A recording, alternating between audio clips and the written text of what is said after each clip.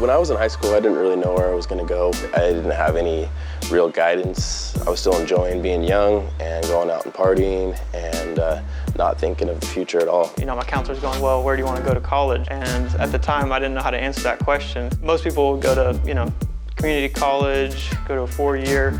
I actually went to a drug rehabilitation center. Plumbing issues can sometimes be a motherflusher.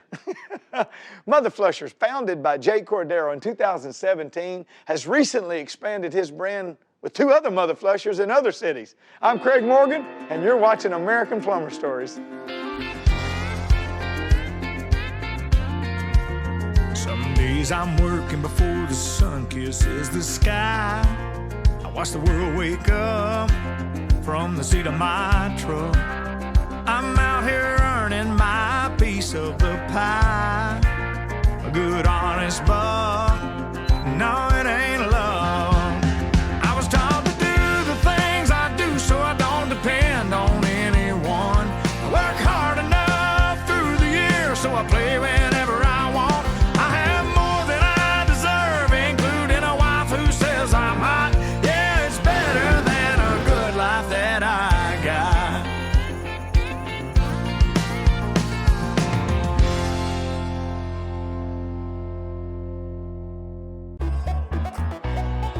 Jacob is into social media. He actually just started making videos here and there, and then it kind of took off. My name is Jake Cordero. I'm with Motherflushers Plumbing, and I'm out of Victorville, California. I'm also known as Bad Motherflusher online. I used to get yelled at pretty often for having my phone out on job sites and filming for the jobs that we had, but I always got a lot of good reception from posting my videos online. So TikTok was my first platform, and on there I have 360-something thousand followers. Then I started to post on Instagram, and to this day I've grown my account to over 350,000 followers. So on YouTube I've got 620,000 subscribers. On Facebook I've got 450,000 followers. I actually really look forward to getting cool jobs to record. It's something I get excited about. I like to show off the cool side of plumbing. Now, if I don't have my camera on me recording, it almost feels like it's not normal. I get a lot of customers calling me because of my social media too. So I'll have people say, hey, we want you to work on our house. We don't want someone else. Ty and I have had a conversation in the past about what Ty's background was. And I think Ty may have tried to be a smoke jumper in the past. Maybe a fumigator of a sorts. I haven't entirely figured it out yet. I went to Santa Cruz for junior college. Even though I was going to junior college, I wasn't really going. I was there just to have fun. I was hanging out with friends. While I was there, I got a job at a bong shop. We were selling pipes and everything. And that's actually the first time I ran into a plumber. We had a bad blockage in our restroom there, and he came in, and I'm thinking it's get a plunger or something like that. I didn't know about having to snake anything. I'd never seen it in my life. So he wheeled this thing in, and I was like, what the hell is this dude doing? Even cracked a joke with him. I was like, have fun. I was like, man, I could never do that. And then he started talking to me a little bit, and he's like, if you ever need some extra income, and he told me he's gonna give me $100 if I came out and worked for a couple hours. I actually said, screw it. And I went and I worked with him, and that was my first experience plumbing. Evan told me he was some kind of bigwig arborist before he became a plumber. Yeah, so in high school, I was a good student. I graduated, I got my diploma, and then it was kind of that summer where things kind of started going downhill, and I was just trying to act cool, you know, fit in with the cool crowd, and it led me to a drug rehabilitation center. So that was what I went to straight out of high school, and it was kind of a turning point in my life. I got influenced by a lot of older people there, and those guys kind of took me in and told me, hey, you know, you're lucky that you're here at this age because later in life, you don't have as much time. We got a little bit of work experience there. So when I left the facility, my mom knew a landscaper. While landscaping served a purpose in my life, I knew that there was something more. So after about a year of landscaping, I was going to my brother's wedding, and I had to drive this guy named Steve, who I'd never met. And I asked him what he does for work. He said, I'm a plumber. And he said, well, I'm actually looking to move out of state. I'm looking for somebody to take over my business. And he saw me, a young guy, just a clean slate of somebody that he could show his way of doing things. And from there, he just said, hey, do you want to ride along with me? And after about a 2-week period doing that, I realized, hey, you know, I like doing this. This guy has cool tools, he's got a big van. And I think it was about 6 months that he took with me on the job. training me up and just showing me everything that he knew. And at the end of that 6 months, he thought that I was ready to be out on my own.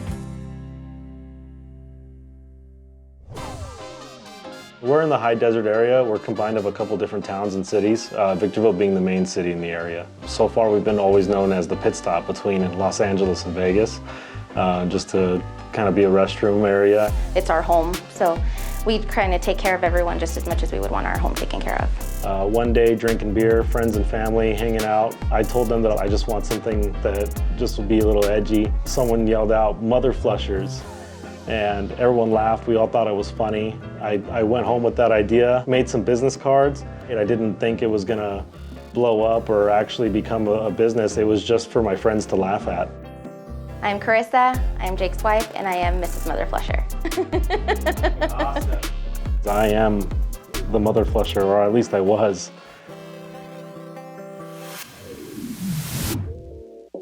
Jacob was a firefighter, a paid-on-call fireman. I was a fire explorer when I was 13, all the way up until I turned 18 and became a paid call firefighter with San Bernardino County Fire Department. He worked on some of the fires that happened here in the high desert. Bridges would burn down, big brush fires on the freeway, so they would call him and he'd be at the fire station for a couple days. I made $9 a call. So if the call took 6 hours, I got paid $9 per hour for 6 hours. He was like, this isn't gonna cut it for the moment. The fire department was my second home. When he left the fire department, it was a little hard in the beginning. It was his passion, he did love it. It's where I met most of my friends. It's where I grew up and learned how to be a man, and I was definitely very passionate about the fire department.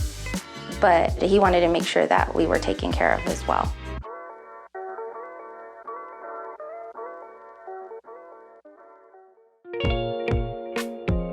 At the time, I did have a little snake that I bought, and I would help some friends out if they got a clogged drain here and there.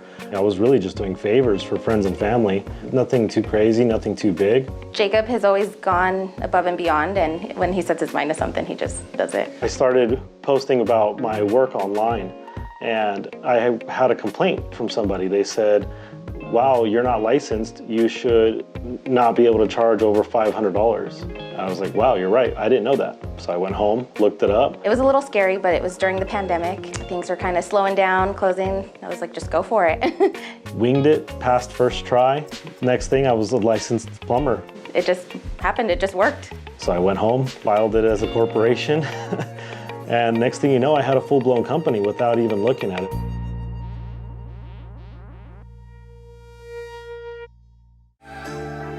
So when I started up with Motherflushers, I was a little bit nervous about the name. I was afraid. I was like, you know, people are not gonna like this name. What if I get a lot of backlash? I had a lady tell me it's not a serious name, and I told her, hey, we're really serious about fixing your issue. When I finally got the wrap from Motherflushers on the van, I was like, okay, let's see how this goes. So I'm driving it around, and I would see people driving by, looking at the name, pointing it out. You get people that stop you at the gas station that just say, hey, I love your guys' name. I'll drive by in and out, and I see high school kids that are looking at it. And when they have a problem in their house, they're like, oh, the toilet's backed up. Call those Motherflushers, you know what I mean? Motherflushers was just taking off, and it was a hit. I feel like it's a very catchy name. It's a name that sticks out. And that's really cool, because that never happened at a different company. People that reach out to you solely based on your name. No negativity. Everything's been positive about the name on my end so far.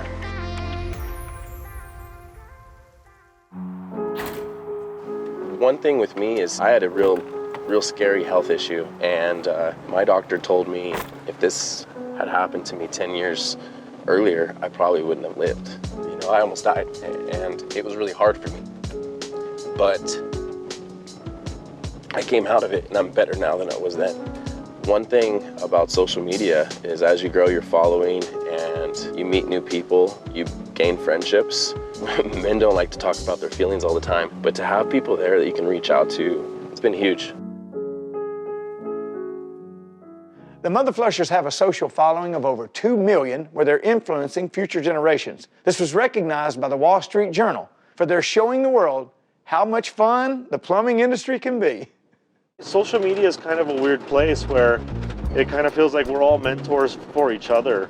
It's created a new excitement for plumbing, and I feel like we're getting into a new generation of content creators and plumbers. Social media is definitely helping the youth of our generation have a better grasp of what plumbing is all about. The way that plumbing's evolving and innovating, if I would have seen that in high school, it probably would have made me think, man, plumbing's some fun stuff. I hope there's 10,000, 20,000 Evans out there who are seeing it going, hey, plumbing's cool. It's something that I want to get into. And I want people to see plumbing as a career, same as like a doctor, lawyer, or anything like that. Recently, we were highlighted in the Wall Street Journal in partnership with Pfister Faucets and American Plumber Stories. They put out an article about Gen Z blue-collar workers in the trades. And I think it's awesome that young people are watching this stuff and thinking, hey, plumbing's cool, and it's not something to look down on. I'm excited to see what some of these younger kids are going to do in the industry, not just on the plumbing side, but on the social media side, because, man, it's a fun time to be in the trade for sure.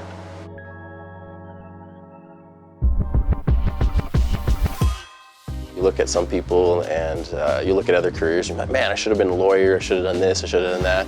I'm glad I'm a plumber. I'm glad I do what I do, and I've never regretted it once. Back when I was in that drug rehabilitation center, I never would imagine that plumbing could take me as far as it has today. If my guidance counselor in high school could take a look at me now and see I've got articles in the Wall Street Journal about me as a plumber, I think he'd be pretty impressed. 5 years ago, I didn't know that this was going to be happening. And if anything, I'm more confused on what the future looks like, but I'm excited. The point of Motherflushers is to be nationwide. We want to grow as far as we can. Our goal is to make sure that we cover all of the US and if not worldwide. We're the Motherflushers, and we are American Plumbers.